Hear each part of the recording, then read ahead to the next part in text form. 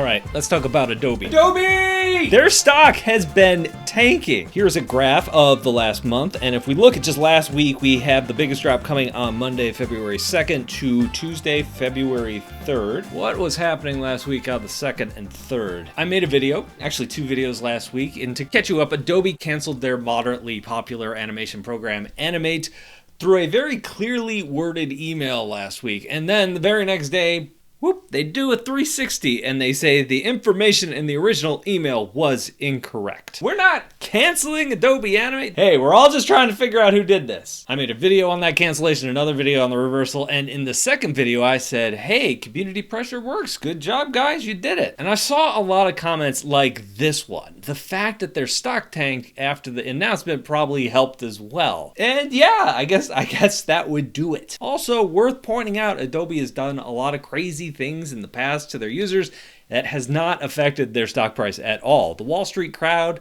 and us, different users, different people looking at different things. And in the scheme of things, I don't think their investors care about Animate. I could be wrong. Maybe they're all Jaden fans. And if you remember back to June of 2024, Adobe was dealing with a huge public blowout over changes to their terms of service. They went back, rewrote some parts, made it human readable, and they promised then not to train their AI on our files that are stored on Creative Cloud servers. But this was a huge outrage. It was stretching across multiple creative industries. It got a lot of mainstream press. But in that time, the market barely blinked. In fact, the stock was up that month. June of 24 was like an amazing month for their stock price. May 31st, 444. By July 5th, it was 578. In fact, I think the reason Adobe management is so tone deaf to their users a lot of times is because the market doesn't really care. But if that's not the cause, what was? What made last week so bad? 2 words, AI. Those are letters. Forbes has this article, is Adobe's stock now falling like a knife? Adobe experienced a 7% decline yesterday, closing at 272. The stock is now 40% lower than its peak in December of 2021,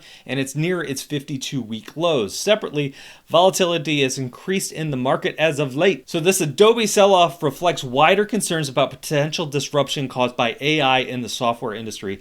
Investors are worried that generative AI tools could undermine Adobe's Creative Suite. For example, Anthropic has introduced a range of automation tools that many believe could encroach on specialized software markets. And that last line is the key part here. Anthropic has introduced a range of tools that many believe could encroach on specialized software markets. So Anthropic, one of the big AI companies, their logo looks like a butthole. Their AI is called what? It does look like a butthole. Don't get mad at me. Hank Green made an entire video on this. Yell at him. It's actually a good video. I'll link it down below. Anthropic's AI is called Claude. Focus, Brad. I used to be a UX designer. I was like the one designer on a team of developers a lot of times. And so many of my friends to this day, my old working days, they're all software developers, and they have been more receptive in general to AI than me. Some of them have been more skeptical. I'm the old man in the group yelling at clouds. I hate this slop. They still had some skepticism towards what they called vibe coding, but in general, they were more open-minded than me. They found that these tools could be useful in some circumstances, but a lot of times it caused problems when it was introduced to a larger code base, or it could be frustrating to troubleshoot because they didn't really understand what it was doing, or it didn't understand what it was doing. And at times, they found that fixing the code that it was making took more time than just writing the code themselves. So talking to them over the last 2 or 3 years about all this stuff, their take was kind of mixed. And in the last few months, there's been this huge shift among a lot of the developers I know. The tools, specifically Claude Code, has taken some really big steps forward. And these AIs are just better at understanding the context of what they're doing. And I want to stress, there have been a lot of hype people in the software world for AI the last few years, and I've generally ignored those people. My friends are not the hype people. AI is writing more and more of the code. And it's taken some time, but the Wall Street bros have started to catch on to that shift too. So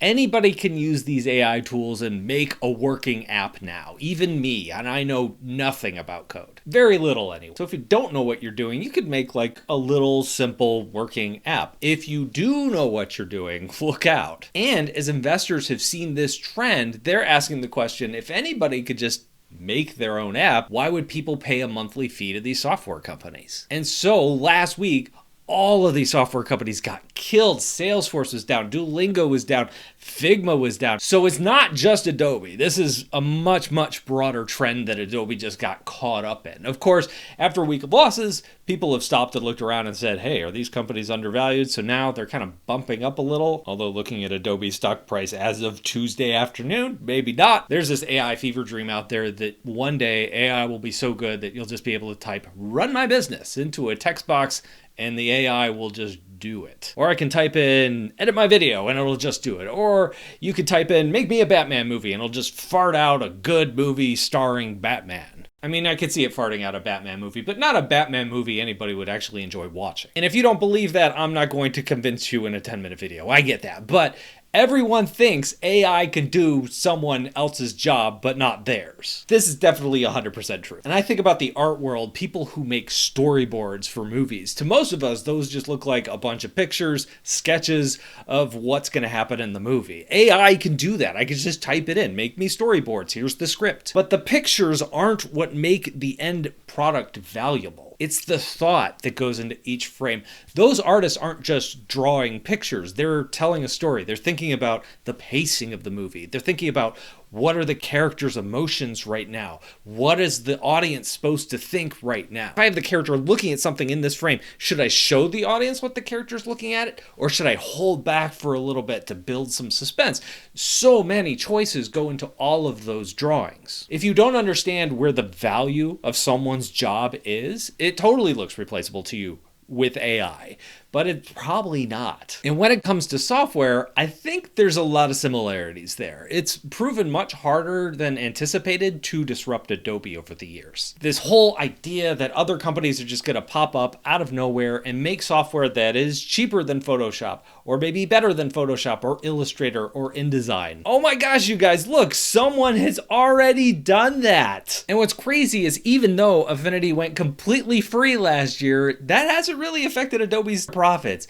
Even when faced with more competition, Adobe's earnings went up last year, even if their stock price didn't. It could have had something to do with them raising Creative Cloud prices again, but whatever, demand for Adobe software has proved to be kind of inelastic. Because even with this free alternative, so far at least, it hasn't affected Creative Cloud subscriptions all that much, because there are so many more factors that go into what software you use beyond just price and availability. I think the real threat Adobe has isn't having a slew of vibe-coded alternatives out there. It's that Adobe keeps doing dumb things to make their users say, huh, maybe I should actually check those out. Whew. Okay, end of rant. Shout out to everyone who's picked up one of my courses. It's support like that that helps me make videos like this. If you want to help out the channel, learn some art at the same time, check out my website, bradsartschool.com, where you can learn to draw in 60 days or pick up my Intro to Digital Art course. Link down below. That's what I've got. I'll see you guys in a couple days.